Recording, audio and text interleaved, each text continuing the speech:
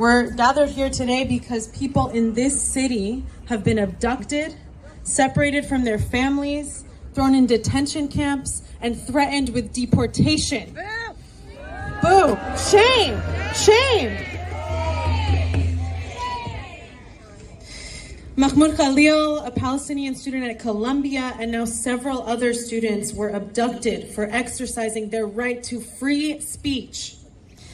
And this week, the Trump regime expelled hundreds of migrants to a forced labor camp in El Salvador,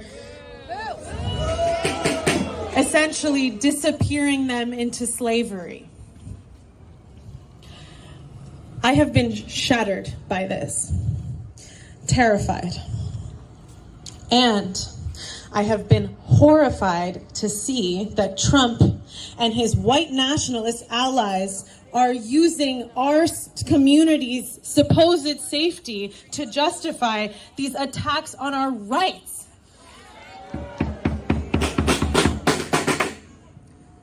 I used to believe, and I'm sure I'm not the only one here, that unconditionally supporting Israel, the Israeli government's policies towards Palestinians, and anyone, Republican, Democrat, fascist or not, who supports that vision of Jewish safety through supremacy and repression was an ally and a friend to my community, to the Jewish community.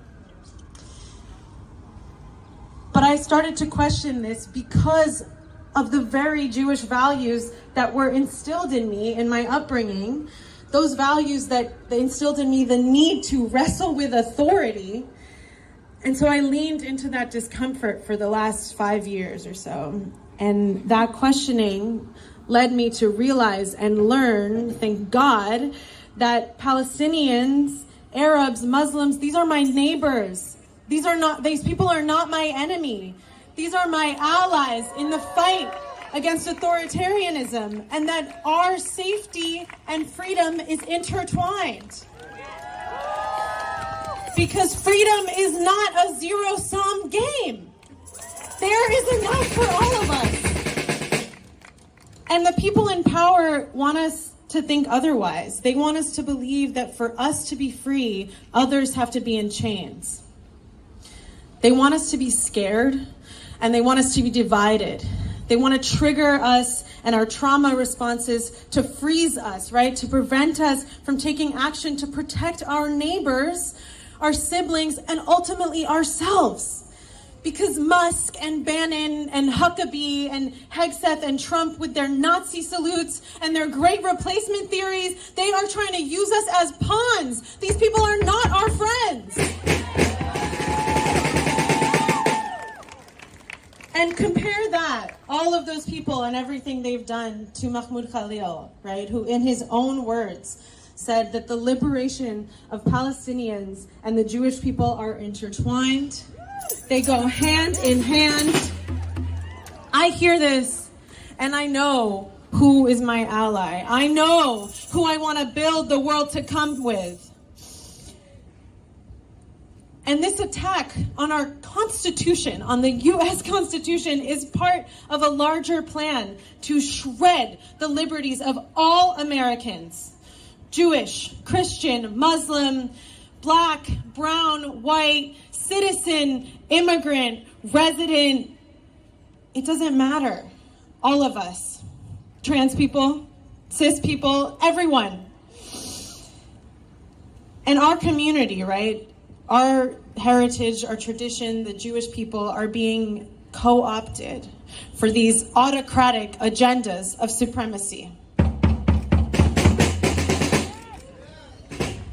And this happens in Israel every day at the expense of Palestinians and the Israeli activists who dare to push back.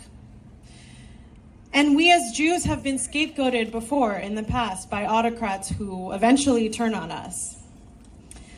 But now, we can break that cycle. It is our job right now, it is our moral duty to recognize that pattern and do everything we can to change the outcome.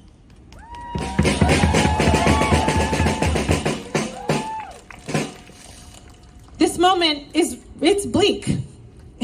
It is bleak. Trump's secret police abducted Mahmoud the same time as Netanyahu's government renews the assault on Gaza, killing hundreds of people in just a few days and sacrificing the Israeli hostages who remain there, all to preserve Netanyahu's political career.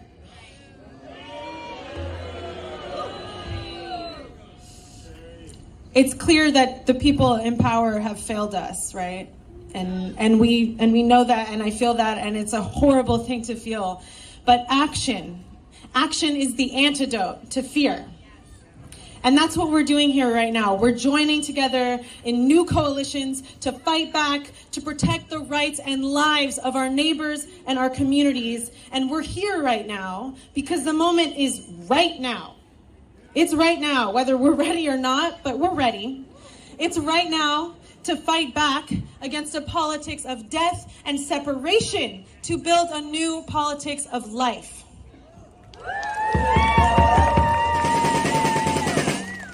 Because they're counting on us to be divided, right? To be fearful, to be suspicious of each other, and easy to take advantage of. And to that, I say, too bad. Here we are. Hinenu. Thank you all.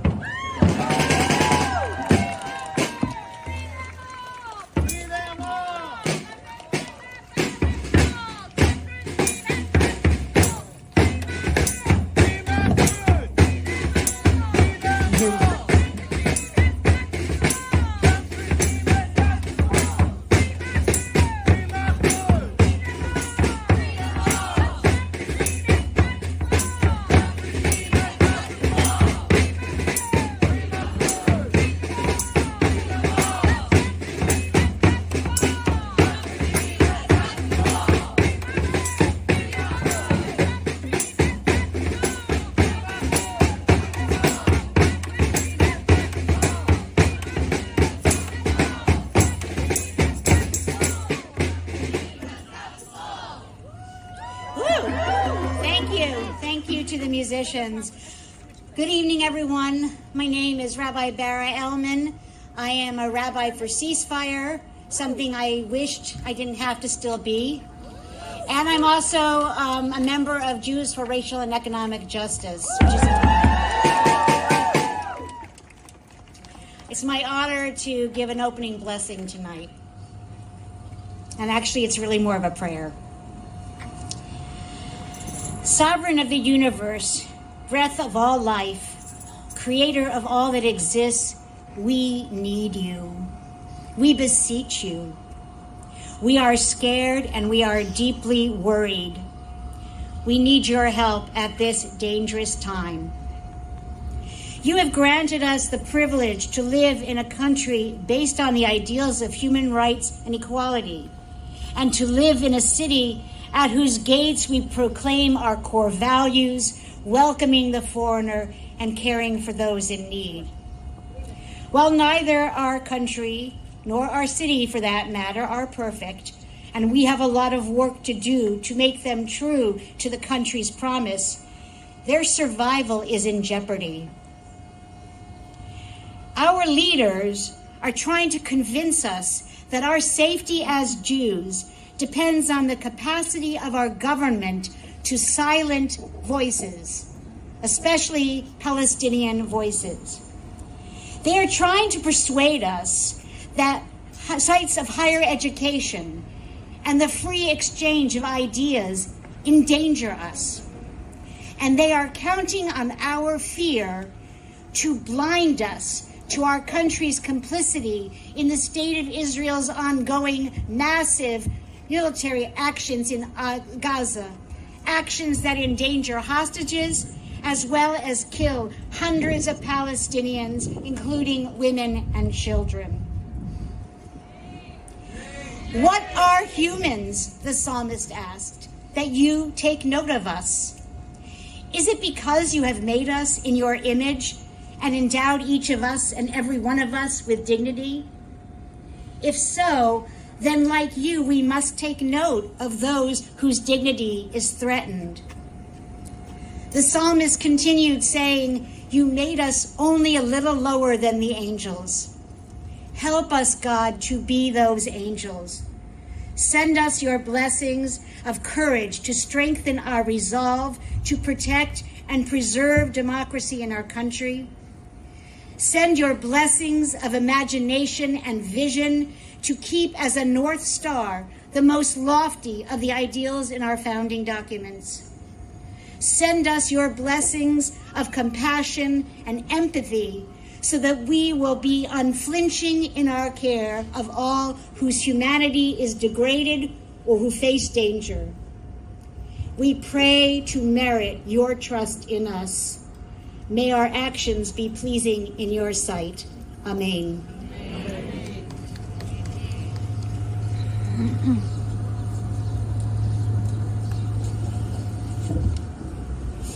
Good afternoon, friends. I'm Ruth Messenger, longtime social justice activist, proud member and supporter of JFRIJ. We are in serious trouble.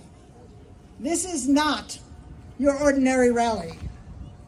Our government is persecuting Mahmoud Khalil because of what he said.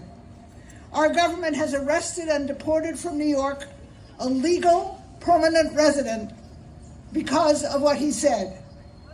Our government is ignoring the protection of free speech guaranteed to each of us, violating Khalil's First Amendment rights. This is terrifying, not just for Khalil, but for all of us. I'm here today because if this can happen to Khalil, it can happen to others.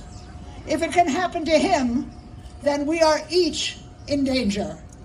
We can be prosecuted for what we say. I'm here because this assault on an individual's human rights and the other assaults which the Trump administration has advertised that they will pursue constitute a slide into authoritarianism, a loss of our fragile democracy, and the protections that it has afforded us. I'm here because people in our communities are in danger. There are people here, people that each of us know, who hold green cards. They are in danger. There are people here who have government files because we have joined organizations and or spoken out against policies and practices we didn't like, as was our right in a democracy. We are in danger. Our government is persecuting Mahmoud Khalil because of what he said. They are also persecuting him because of who he is, because he is Palestinian. They are betting that Americans and Jews won't speak out in his defense. We must prove them wrong.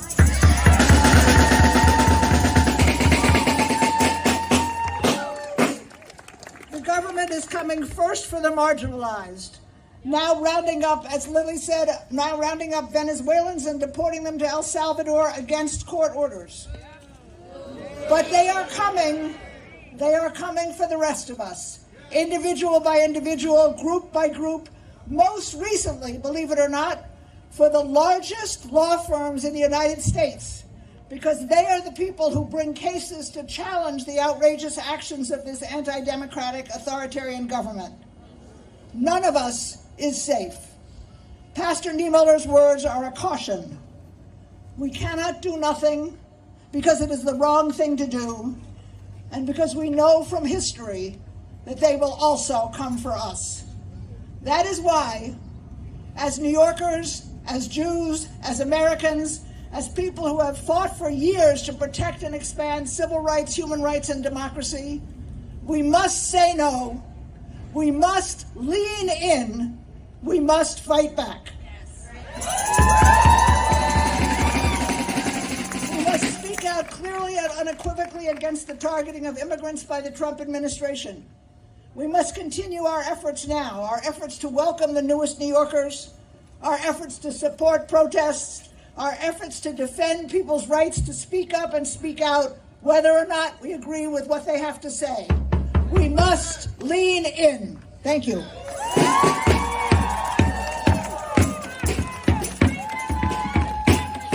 Repeat after me.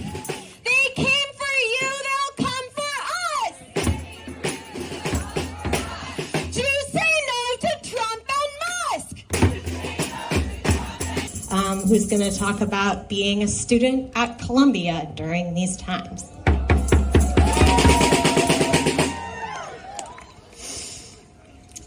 My name is Rachel Paradis. I am a Columbia University nursing student. I am studying nursing for a lot of reasons. One of them is my Jewishness, my belief that every human being is created in the image of God, and that to save a single life is to save an entire universe. By far, the scariest, most dangerous form of anti-Semitism plaguing our university is Trump's cynical use of Columbia's Jewish students as a pretext for crushing academic freedom, free speech, and political dissent.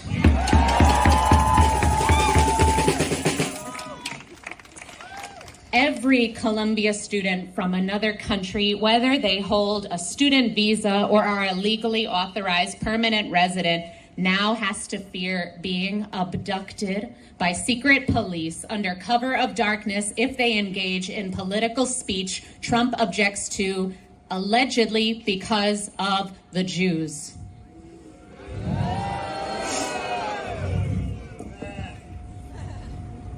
Yeah, it's interesting, right? Anyone who was relying on the long COVID clinic or any of the other vital life-saving programs and research projects at Columbia Presbyterian is axing because of Trump's funding cuts has had their hopes dashed and their suffering worsened, allegedly because of the Jews. Anyone learning at the Middle Eastern, South Asian, and African Studies Department risks having their program taken over by the most racist, anti-truth White House in generations, their studies destroyed, their professors censored, their access to a world-class education revoked, allegedly because of the Jews. How could this not result in increased resentment of Jews? The Trump administration is stoking anti-Semitism in the name of combating anti-Semitism. And we must not comply. We will not comply. Now, obviously, not every Jew at Columbia agrees with what I'm saying right now. Even within my own nursing program, not all of my colleagues and I agree. But we debate, we listen, we struggle, and then we go back to memorizing pharmacology and learning how to put in IVs and, nursing school stuff. And we won't be your scapegoats. We won't let you exploit our community's fear and heartache to seize dictatorial powers. We will stand hand in hand with all communities facing bigotry and violence, trans and queer people, immigrants, Palestinians, Black people, and so many more. Because, as James Baldwin wrote, if they take you in the morning, they will be coming for us at night. Not this time.